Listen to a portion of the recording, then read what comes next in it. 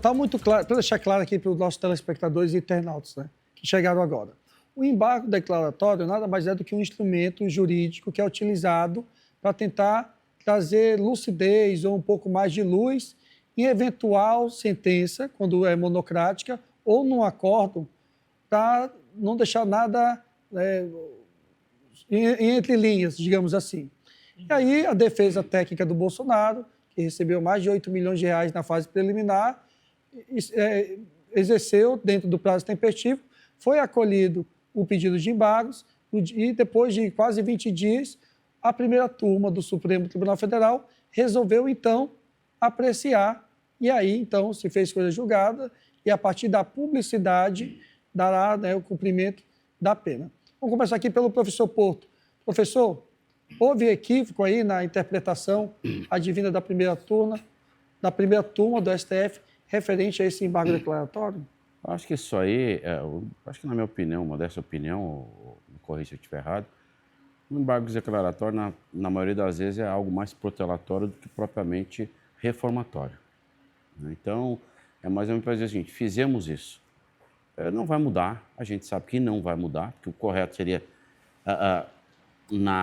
quando houve julgamento, passou, foi condenado, não vai mudar nada, só para dizer. Nós já tivemos exemplo até do hoje ministro do STF, que entrou com 170 petições para reverter a situação do Lula, e só na última, na penúltima, sei lá o que houve, fizeram aquela maracutaia toda que Curitiba não era fórum para isso que era Justiça Federal, ou seja, se é federal, qualquer estado da federação pode ser. Então, não vai mudar nada, era sabido, acho que foi mais para dizer o seguinte: fizemos isso.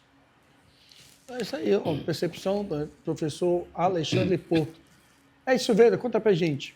Na tua percepção, é mero inconformismo a situação dos embargos declaratórios proposto aí, protocolado pela defesa do Bolsonaro? Compartilha ou do mesmo pensamento do ministro Alexandre de Moraes ou vai divergindo com ele nesse ponto?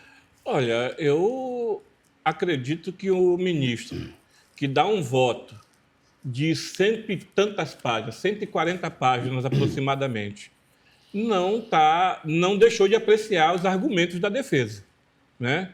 E legítimo, né? Porque o embargo de declaração é um instrumento legítimo para a defesa. E ele visa efetivamente clarear o nome de embargo de declaração. A defesa pergunta, questiona ao juízo determinadas situações que poderiam ter ficado confusas no processo, não ficou clara, não ficou bem esclarecida, né? Inclusive a dosimetria da pena. E o ministro Alexandre de Moraes, em um voto de 140 laudas, reafirma que os argumentos trazidos aos autos eram meramente protelatórios. O que é o significado dessa palavra protelatórios? Estender o prazo, dilatar o prazo, ganhar tempo. Aí você está protelando a decisão que é o final do processo, é levar o Bolsonaro ao trânsito julgado do processo e levá-lo a cumprir a pena na Papuda ou em qualquer outro presídio, né, instituição prisional do Brasil. Né? Então, é essa a realidade. O ministro está corretíssimo na sua posição. Eu não vi nenhum argumento falado pelas defesas que realmente tivesse razão. Foi uma mera alegação das contestações feitas durante todo o processo. Né? Foi um refazer da própria defesa que foi negado pelos juízes da primeira turma do STF. E agora, não foram mais só o Dino e o Alexandre de Moraes, os 4 ministros já votaram e rejeitaram os recursos de embargo de declaração do Bolsonaro e de uma série de outros réus. Perfeitamente. Olha só, Zezinho Santos, na tua percepção, houve equívoco da primeira turma do Supremo Tribunal Federal ao convalidar, ao referendar um acordo, uma decisão que já havia sido dada algumas semanas atrás e que agora foi reiterada mais uma vez no Instituto do Embargo de Declaração? Houve erro, acerto? Na tua percepção, você acha que a primeira turma agiu dentro da lei? Olha, na verdade a gente já sabe que ali existia pessoas que não tinham legitimidade. Flávio Dino não tinha legitimidade, porque todos nós sabemos que ele como ministro da Justiça, que ficou assistindo todo o quebra-quebra, ele não tinha legitimidade. O advogado de Lula, o Zanini, nenhum deles. Então, foi um julgamento que não tem assim, amparo da Constituição, não tem a fundamentação legal. Existe o quê? Uma vontade, uma sede de vingança para condenar. Eu já fiz um desafio e volto a fazer de novo. Eu dou um carro zero, e dou mesmo. Não, eu dou um carro zero. Aquele que mostrar uma ligação de Bolsonaro com o 8 de janeiro. Eu desafio qualquer cidadão do Brasil de coisa. Eu dou um carro zero, se tiver uma ligação. Logicamente que não tem. Não existe. E outra coisa, juiz, ele tem que falar nos autos. Não é ele dar entrevista, ele começar a falar que é um mero inconformismo com a condenação. Gente, enquanto houver, eu já falei, Samuel está aqui, enquanto houver recurso, você tem que buscar a clareza do julgamento, porque, na verdade, uma hora pode ir para o plenário. Só um esclarecimento, meu povo. Ele não fez nenhuma entrevista, não, viu? Não. Ele falou nos autos, ele deu o resultado dele nos autos. No voto dele é nos autos. Só que o voto dele é público. Né? É público. E aí a imprensa teve acesso ao voto dele. Olha, não tem essa falácia de que o ministro saiu falando na imprensa. Ele não falou em alto coisa nenhuma. Você está desligado. Falou nos autos. É o voto dele nos autos. Você está por inconformismo. Ele não... Colocou nos autos. Isso é o voto dele, Zezinho. Não cria factoide que não seja verdade. Não, eu estou te falando o que ele falou, o que eu estou te dizendo.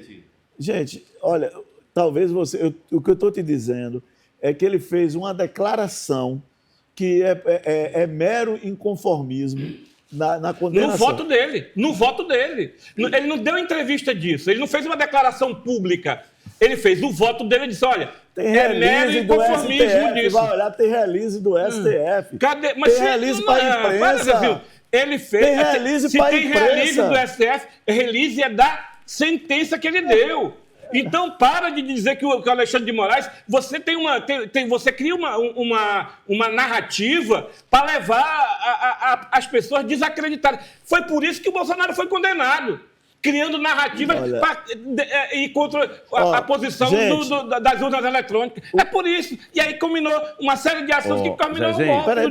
Deixa eu concluir minha fala. Você, como homem de imprensa que tem acesso além das fronteiras nossas, você tem que ser o primeiro a incentivar, a beatificar, abrir um processo de beatificação do Alexandre de Moraes, Zezinho.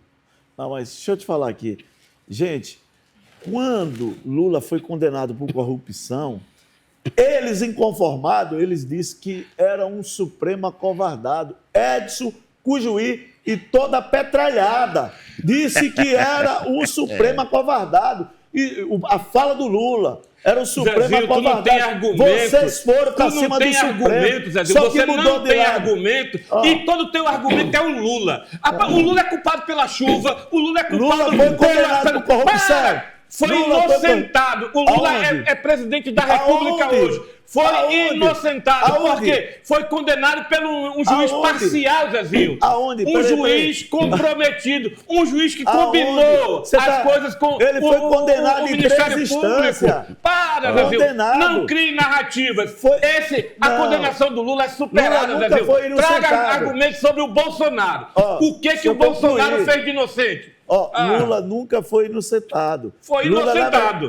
Lula nunca foi inocentado. Lula foi, na verdade, foi o foro que aconteceu, que viu aquela coisa que não tinha jeito que... Que coisa? Repete, que coisa mesmo? Qual é a coisa? Não, que não tinha ninguém para ganhar do Bolsonaro, aí disse, vamos dar um jeito. Aí usaram o artifício do foro, que não era de Curitiba, era de Brasília. E Lula nunca teve um julgamento para dizer, ele teve 3 instâncias condenatórias. Lula foi condenado por corrupção. Está lá, os autos existem. Gente, a gente viu aí o confronto direto e inflamado. Vamos dar aqui 30 segundos para o professor Porto, que realmente o confronto entre o Aécio Silveira e o Zezinho. Pode falar, professor Porto. Primeiro, é bom a gente deixar claro, o Lula foi condenado por dezenas de juízes. O Sérgio Moro foi um deles. E a coisa foi tão armada, Justiça Federal. Pode ser julgado em qualquer canto do Brasil, é federal, não é municipal, não é estadual. Aliás, não tem justiça municipal, né? Por isso. O Alexandre de Moraes é o Deus Supremo. A verdade é essa. Não sei porque que o Zezinho perde tempo querendo alguma coisa. Ele não vai, ele faz o que quer, é o Deus Supremo que nós temos hoje no Brasil. A realidade é essa. Não vai, ele vai entrar com recurso, com etc., e não vai conseguir nada. É quando falo do Bolsonaro, algum telespectador nosso falou, acho que o Bolsonaro teve erro, sim. Primeiro, não ter passado a faixa para o presidente, não interessa se é simbolismo ou não, deveria ter passado, faltou humildade nele, faltou respeito. E segundo, muitas vezes ele falava na TV, na mídia, ou rádio, enfim, né? Aliás, rádio é uma das mídias, né? E quando o pessoal precisou do apoio dele, ele foi lá e ficou mudo, ficou calado. Isso é falta de respeito com seus seguidores. Então, o Bolsonaro, nesse sentido, foi frouxo.